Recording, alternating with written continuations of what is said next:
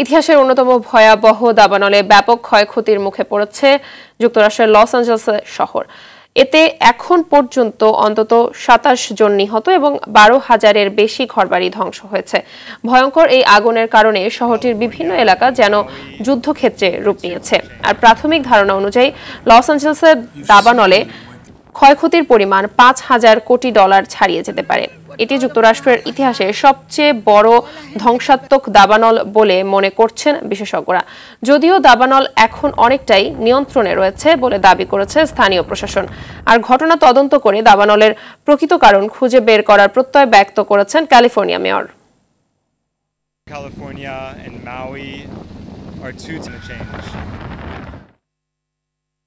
দর্শক, এ বিষয়ে সবশেষ খবর জানাতে সরাসরি যুক্ত হচ্ছেন সহকর্মী আবুল হাসান মোল্লা।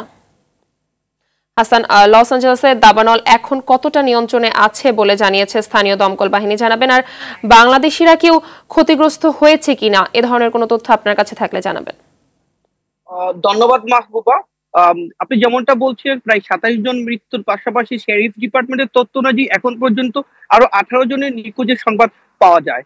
ইতিমধ্যেই ক্যালিফোর্নিয়ার যুক্তরাষ্ট্রের সবচেয়ে ভয়াবহ যে দাবানল, সেটি ক্যালিফোর্নিয়ার প্যালাসাইড এবং ইটনে প্রায় জানুয়ারি ৭ তারিখ থেকে সংগঠিত হয় এবং ইতিমধ্যেই ইটনে প্রায় ৭৩% আগুন নিয়ন্ত্রণে থাকলেও প্রায় ৭,০০০-এরও বেশি স্থাপনা ধ্বংসস্তূপে পরিণত হয় এবং প্রায় আপনি জানেন ১৪,০০০ একরের বেশি জায়গায় আগুন দাবানল ছড়িয়ে পড়ে।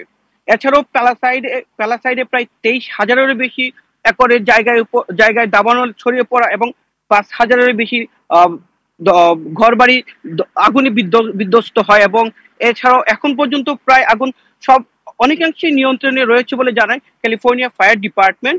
যেমনটা জানা যায়, ক্যালিফোর্নিয়ার প্যালাসাইড আগুন প্রায় ৪৩% নিয়ন্ত্রণে চলে এসেছে। তবে আজকের সর্বশেষ তথ্য অনুযায়ী মালিবু এবং বারব্যাঙ্কে প্রায় সোমবার এবং মঙ্গলবার প্রায় ৬০ মাইল পার ঘন্টা বেগে বাতাসের আশঙ্কা দেখা দিয়েছে, যেটা প্রায় পুনরায় দাবানলের উৎপত্তি হতে পারে বলে আশঙ্কা জানিয়েছে ক্যালিফোর্নিয়া ফায়ার ডিপার্টমেন্ট। এই জন্য সবাইকে সতর্ক থাকার জন্য অনুরোধ জানানো হয়েছে।